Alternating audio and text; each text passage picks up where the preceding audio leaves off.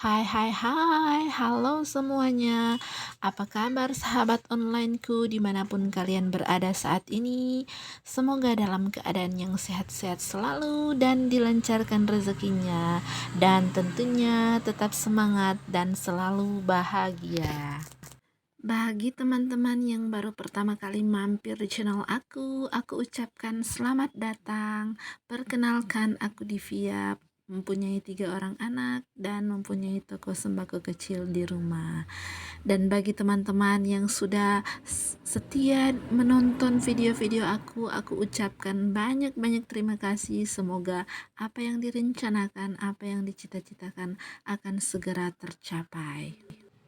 Di video kali ini, aku ingin membahas tentang permasalahan-permasalahan yang terjadi di dalam warung sembako dan bagaimana cara mengatasinya. Yang pertama ialah hutang. Dalam setiap usaha apa saja atau usaha apapun itu pasti ada yang namanya hutang. Apalagi itu kalau usaha warung sembako ya teman-teman. Setiap hari pasti ada saja orang yang ingin berhutang. Itu karena sudah menjadi kebiasaan masyarakat ya teman-teman.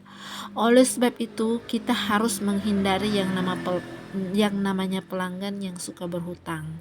Karena dengan adanya hutang akan membuat modal kita itu tidak menambah bahkan berkurang. Bagaimana cara mengatasinya? Pertama, memilih orang yang tepat atau orang yang kita percaya, yang aman, yang bisa membayar hutang dengan cepat dan bisa menyelesaikan tanggung jawab mereka. Yang kedua, memberikan batasan. Maksudnya ialah kita membatasi seberapa besar kita akan memberikan hutang kepada seseorang. Contoh, batasan kita misalkan hanya 20.000 ya paling tinggi. Yang ketiga, harus ada tanggal jatuh tempo. Misalkan seminggu sekali harus dibayar lunas. Kalau belum lunas, tidak boleh dihutang lagi. Permasalahan selanjutnya ialah adanya persaingan atau kompetitor.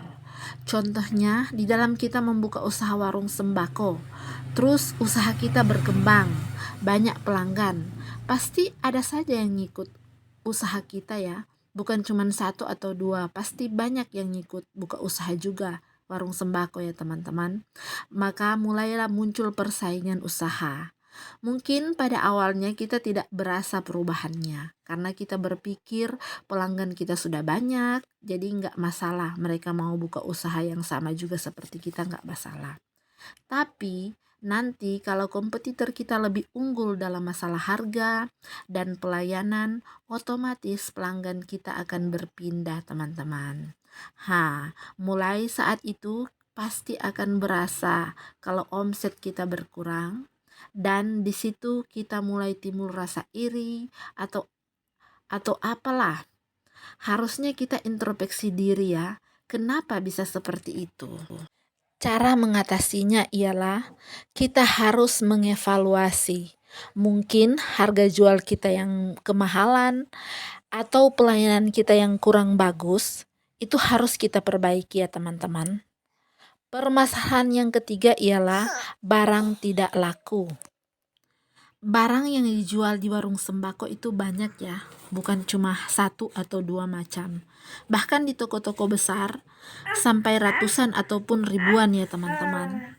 Nah, disitulah yang membuat kita terjebak.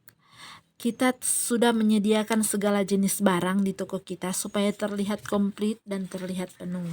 Tetapi kita tidak memperhatikan apakah barang yang kita sediakan dibutuhkan oleh masyarakat atau tidak. Kita tidak memperhitungkan terlebih dahulu apakah barang itu harus kita jual atau tidak. Nah, teman-teman, kita jangan asal menyediakan barang supaya terlihat komplit ya. Karena resiko barang tidak laku itu besar, atau barang lama terjual itu besar ya teman-teman. Dan akan membuat modal kita tidak berkembang atau lama berkembang dan modal kita tidak berputar ya teman-teman. Untuk itu, dalam pengadaan barang di warung sembako kita harus melihat kebutuhan masyarakat itu apa ya teman-teman.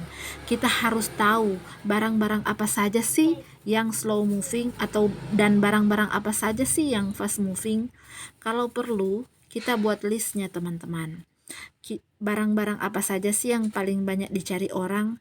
Nah, itu yang kita sediakan banyak di warung. Kemudian selanjutnya kita beli lagi barang-barang yang slow moving atau pelengkap ya teman-teman.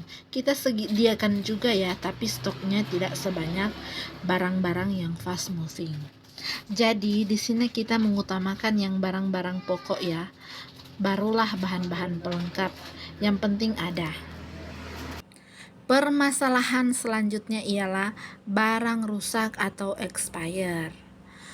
Untuk barang rusak atau expire atau kadaluarsa itu diakibatkan karena kita kurang teliti ya teman-teman.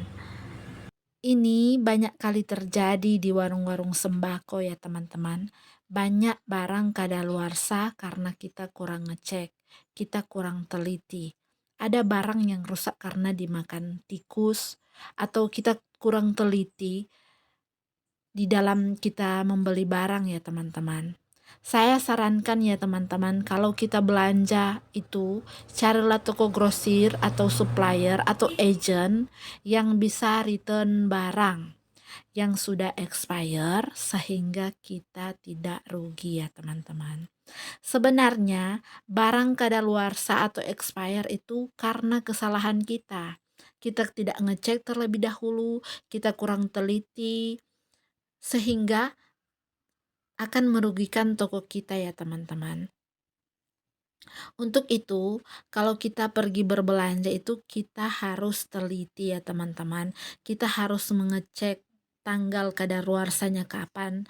Ya kalau tanggalnya sudah dekat atau sudah mau expire, kita tidak usah beli. Kita cari tanggal yang lama expire ya teman-teman, yang masanya masih lama lah. Yang kedua ialah kita tidak mau melakukan pengecekan barang saat belanja ataupun di dalam toko kita. Ya, di warung kita pun kita harus ngecek ya teman-teman. Jangan sampai barang kadaluarsa atau rusak itu sampai ke tangan konsumen.